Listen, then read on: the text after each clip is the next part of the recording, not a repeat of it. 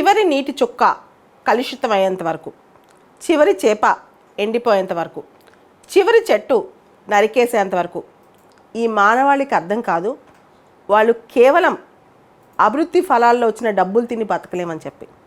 వాళ్ళకి ఎన్విరాన్మెంట్ కావాలి, proper biodiversity కావాలి, క్లైమేట్ చేంజ్ ఎఫెక్ట్స్ తగ్గాలి, వాతావరణ మార్పులతో కూడిన ఎఫెక్ట్స్ వాళ్ళపైన తగ్గాలి.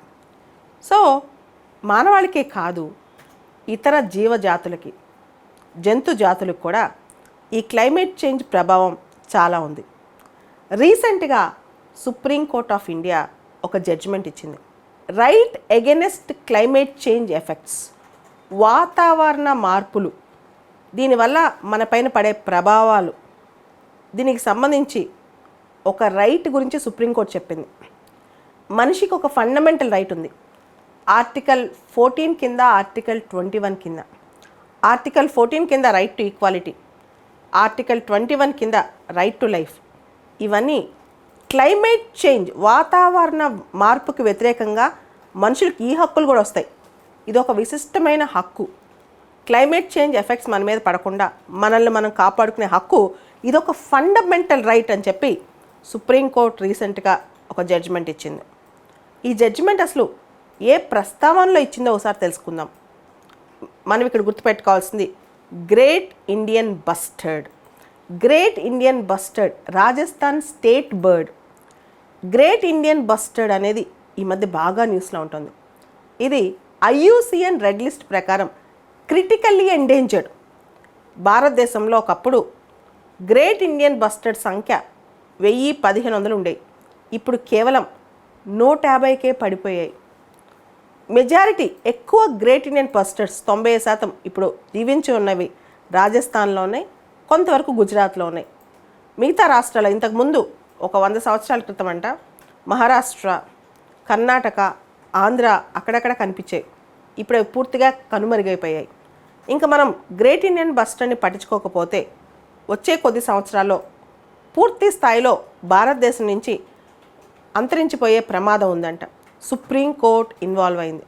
సుప్రీంకోర్టు చెప్పింది వాతావరణ మార్పు, దానివల్ల వచ్చే అడ్వర్స్ ఎఫెక్ట్స్ ఇవన్నీ కూడా కాపాడుకునే హక్కు మనిషికి ఉంది, అదొక ప్రాథమిక హక్కు అని చెప్పిందనమాట. విశిష్టమైన ఫండమెంటల్ రైట్ అని. అసలు గ్రేట్ ఇండియన్ బస్టర్డ్స్ ఎందుకు న్యూస్లో ఉన్నాయి, ఎందుకు సుప్రీంకోర్టు ఈ కేసు టేకప్ చేస్తుంది? రాజస్థాన్లో, గుజరాత్లో పవర్ ట్రాన్స్మిషన్ లైన్స్, ఏదైతే పవర్ ట్రాన్స్మిషన్ లైన్స్ ఉన్నాయో ఆ లైన్స్ గ్రేట్ ఇండియన్ బస్టర్డ్స్కి లైన్స్కి మధ్య కొలిజన్ జరుగుతుంది. Great Indian bustards heavy flyers. Great Indian బస్టర్డ్స్కి ఎదురుగా వస్తున్న లైన్స్ కానీ ప్యారలల్గా వస్తున్న లైన్స్ ఇవన్నీ కూడా పూర్తి స్థాయిలో వాటికి అర్థం అవ్వంట. సో అవి వెళ్ళి వీటికి ఢీకొంటున్నాయి. ఢీకొనేసరికి ఇవి చనిపోతున్నాయి గ్రేట్ ఇండియన్ బస్టర్స్. ఎలక్ట్రోక్యూషన్ అంటే కరెంట్ షాక్ కంటే కూడా ఈ కొలిజన్ వల్ల ఎక్కువ చనిపోతుంది గ్రేట్ ఇండియన్ బస్టర్డ్స్ అనమాట. కాబట్టి గ్రేట్ ఇండియన్ బస్టర్డ్స్ని కాపాడే బాధ్యత మనది. సుప్రీంకోర్టు గత సంవత్సరమే రాజస్థాన్, గుజరాత్ సంబంధించిన చీఫ్ సెక్రటరీస్తో కొంత ప్లాన్ తయారు చేయమని చెప్పి కూడా ఆర్డర్స్ ఇచ్చింది. ఈ గ్రేట్ ఇండియన్ బస్టర్స్ని ఎలా కాపాడాలి, పవర్ ట్రాన్స్మిషన్ లైన్స్ నుంచి ఈ కొలిజన్ నుంచి వాటిని ఎట్లా కాపాడాలి, వీటిని ఎట్లా డైవర్ట్ చేయాలి, దీనికి సంబంధించి సుప్రీంకోర్టు ఆల్రెడీ అడ్వైజ్ చేసిందనమాట. మళ్ళీ కూడా సుప్రీంకోర్టు ఈ కేసులో గత వారం కూడా డిస్కస్ చేసిన దీనికి సంబంధించిన అంశాలు. వాతావరణ మార్పుకి వ్యతిరేకంగా మనుషులకు ఉండే ఒక ప్రాథమిక హక్కు. మనుషులందరికీ మనసులో అది ఫీల్ అవుతుంటారు, కానీ దాన్ని ఆర్టికులేట్ చేయలేరు అనమాట. అంటే దాన్ని అది మా ప్రాథమిక హక్కు అని ఎసెటివ్గా చెప్పలేరు. అటువంటి ప్రాథమిక హక్కు కూడా వాళ్ళకు ఉంది. Much felt but less articulated fundamental right. Much felt అంటే చాలా వరకు అందరూ ఆశపడేది, అందరూ అనుకునేది వాళ్ళకి ఆ హక్కు ఉంది అని, కానీ దాని మీద పెద్దగా డిస్కషన్ కానీ ప్రస్తావన కానీ రాదు.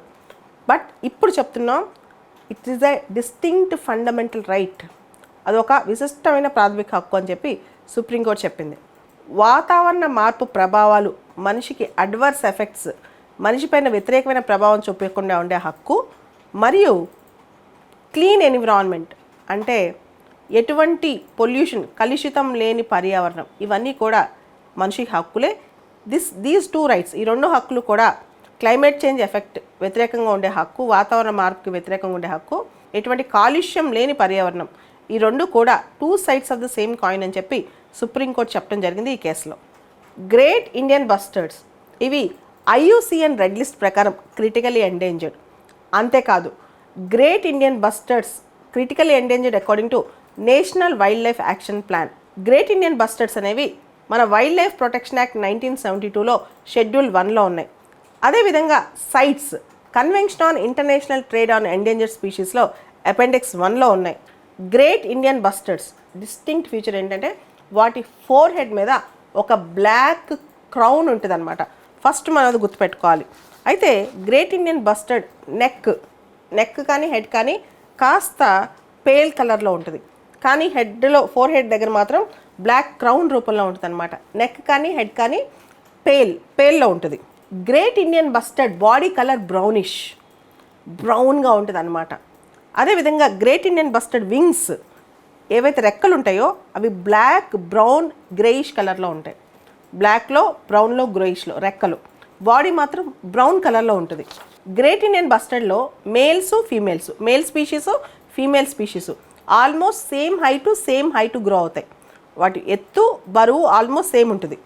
అయితే ఇక్కడ గ్రేట్ ఇండియన్ బస్టర్డ్ మేల్స్ని ఫీమేల్స్ని ఎలా గుర్తుపెట్టడం అంటే గ్రేట్ ఇండియన్ బస్టర్డ్ మేల్కి ఈ ఫోర్ హెడ్ మీద ఉండే బ్లాక్ క్రౌన్ ఉంటుంది కదా, అది కొంచెం లార్జర్ సైజ్ ఉంటుంది. దాంతోపాటు బ్రెస్ట్కి బ్లాక్ బ్యాండ్ లాగా కనిపిస్తుంటుంది అనమాట. అప్పుడు మనం గ్రేట్ ఇండియన్ బస్టర్డ్ మేల్ని గుర్తుపట్టవచ్చు. సో లార్జర్ బ్లాక్ క్రౌను, బ్రెస్ట్కి black band. Great Indian bustards సాధారణంగా మాన్సూన్ సీజన్లో బ్రీడ్ చేస్తూ ఉంటాయి. గ్రేట్ ఇండియన్ బస్టర్డ్స్ వీటిలో బ్రీడింగ్ అయిపోయిన తర్వాత మేల్స్ ఎటువంటి పాత్ర పోషించవు. యంగ్ బస్టర్డ్స్ని ఫీమేల్సే టేక్ కేర్ చేస్తాయి, కంప్లీట్గా ఫీమేల్సే టేక్ కేర్ చేస్తాయి అనమాట. Great Indian bustard mating call. Great Indian bustard ఇక్కడ గొంతు దగ్గర గులార్ పౌచ్ అని ఉంటుంది అనమాట. చాలా పక్షులకు ఉంటుంది. కొన్ని సీ బర్డ్స్ ఈ గులార్ పౌచ్ని ఆహారం క్యారీ చేయడానికి వాడుతుంటాయి వాటి పిల్లల కోసం. సో ఈ గులార్ పౌచ్ గొంతుకు దగ్గర ఒక పౌచ్ లాగా ఉంటుంది. దాన్ని గ్రేట్ ఇండియన్ బస్టర్డ్ గట్టిగా ఓపెన్ చేసి వాడి రెజొనేటింగ్ మీటింగ్ కాల్ అంటే ఫీమేల్స్ని అట్రాక్ట్ చేయడానికి మీటింగ్ టైంలో గ్రేట్ ఇండియన్ బస్టర్డ్ ఈ సౌండ్ని ఉపయోగిస్తుంది అనమాట, గులార్ పౌచ్ని ఉపయోగించి. ఈ సౌండ్తో 500 మీటర్స్ వరకు కూడా ఈ మేటింగ్ కాల్ వినిపిస్తూ ఉంటుంది. ఈ గులార్ పౌచ్ ఉపయోగించి మేల్ గ్రేట్ ఇండియన్ బస్టర్డ్స్ ఫీమేల్కి మేటింగ్ కాల్ సౌండ్ చేస్తాయి అన్నమాట. Great Indian bustards opportunistic eaters అనమాట. ఏ సీజన్లో ఏవి దొరికితే అవి తింటాయి. ఒకటే ఫుడ్ అని కాదు, ఆపర్చునిస్ట్ ఈటర్స్ అంటాం వీటిని. అంటే సీజనల్గా ఏ సీజన్లో ఏం దొరికితే అవి తింటూ ఉంటాయి. అవి ఒక్కోసారి గ్రాస్ సీడ్స్ తింటాయి, గ్రాస్ హాపర్స్ లాంటివి, బీటిల్స్ లాంటివి తింటాయి, చిన్న గ్రాస్ ఇన్సెక్ట్స్ తింటాయి, రెప్టైల్స్ తింటాయి. అవసరాన్ని బట్టి ఏది దొరికితే అవి తింటూ ఉంటాయి అన్నమాట. గ్రేట్ ఇండియన్ బస్టర్డ్స్ హ్యాబిటాట్ అనేది ఎక్కడ ఆవాసాలు ఉంటాయి? మేజర్గా గ్రాస్ ల్యాండ్స్, గడ్డి భూములు అంటాం తెలుగులో. గ్రేట్ ఇండియన్ బస్టర్డ్స్ కనుమరుగు అవుతున్నాయి అనే అంశం రాగానే ఫస్ట్ గుర్తొచ్చేది గ్రాస్ ల్యాండ్స్, గడ్డి భూములు. గడ్డి భూములను కాపాడుకుంటే గ్రేట్ ఇండియన్ బస్టర్స్ని కాపాడుకోవచ్చు. ఎందుకంటే గడ్డి భూములు కొట్టేయటం, ఆ గడ్డి భూములు మొత్తం తీసేసి కన్స్ట్రక్షన్ యాక్టివిటీస్ చేయటము, రకరకాల యాక్టివిటీస్ చేయటము, యాంథ్రోపోజెనిక్ యాక్టివిటీస్, రకరకాల యాక్టివిటీస్ చేయటం, యాంథ్రోపోజెనిక్ యాక్టివిటీస్ ఇలాంటివన్నీ. సో గ్రాస్ ల్యాండ్ సరిగ్గా ప్రొటెక్ట్ చేయకపోవడం వల్ల కూడా మనకి గ్రేట్ ఇండియన్ బస్టర్డ్స్ నాశనం అవుతున్నాయి. So great Indian bustard indicates the grass land ecosystem.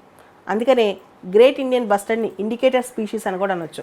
అంటే గ్రేట్ ఇండియన్ బస్టర్డ్స్ ఎక్కువ ఉన్నాయంటే మన దగ్గర gross land ecosystem బాగున్నట్టు.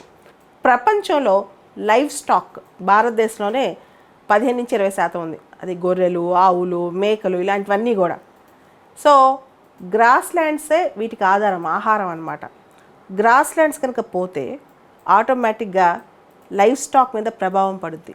Live stock మీద ప్రభావం పడితే ఆటోమేటిక్గా అది మానవాళి మీద ప్రభావం పడుతుంది. సో గ్రేట్ ఇండియన్ బస్టర్డ్కి గ్రాస్ ల్యాండ్ గడ్డి భూములు కన్జర్వ్ చేయడానికి చాలా లింక్ ఉందన్నమాట. సో ఈ విధంగా కూడా మనం ఆలోచించాలి ఒకసారి. Great Indian bustard flagship species, indicator species అని కూడా అనొచ్చు.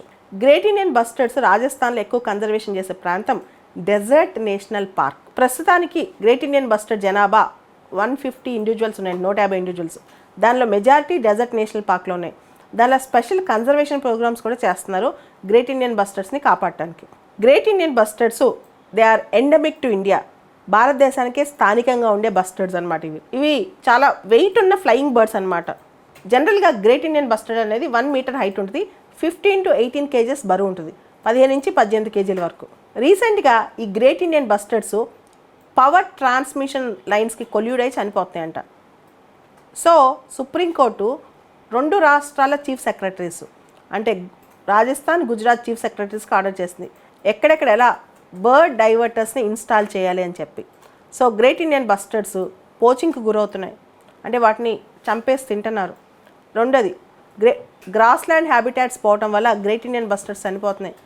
మూడోది ఈ పవర్ ట్రాన్స్మిషన్ లైన్స్. నాలుగోది మనం కన్జర్వేషన్ ప్రాక్టీసెస్ లేట్గా మొదలెట్టాం అనమాట. సో వీటన్నిటి కారణాల వల్ల గ్రేట్ ఇండియన్ బస్టర్డ్స్ మనకి కనుమరుగైపోతున్నాయి. ఇప్పుడు క్రిటికల్లీ ఎండేంజర్డ్ స్టేటస్లో ఉన్నాయి. గ్రేట్ ఇండియన్ బస్టర్డ్స్ని సైంటిస్టులు స్లో బ్రీడర్స్ అని కూడా అంటారు. చాలా స్లోగా బ్రీడ్ చేస్తాయంట. గ్రేట్ ఇండియన్ బస్టర్డ్స్ వాటి నెస్ట్లు, వాటి యొక్క గూడులు గ్రౌండ్స్ మీద కన్స్ట్రక్ట్ చేసుకుంటాయి, అంటే భూమి మీద కన్స్ట్రక్ట్ చేసుకుంటాయి.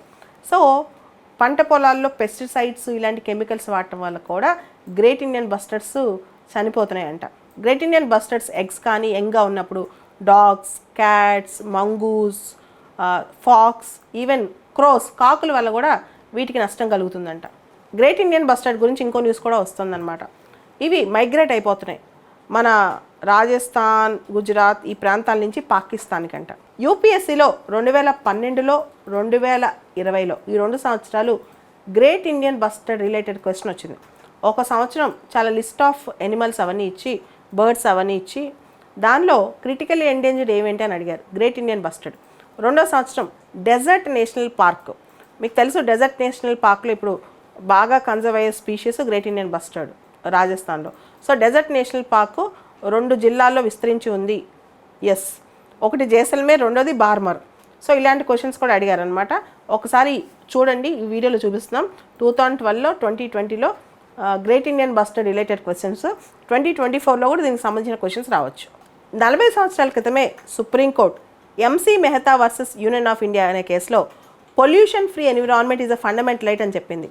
కాలుష్యం లేని పర్యావరణం అనేది మన ప్రాథమిక హక్కు అని చెప్పి సుప్రీంకోర్టు 40 సంవత్సరాల క్రితమే చెప్పింది MC Mehta versus union of India అనే కేసులో.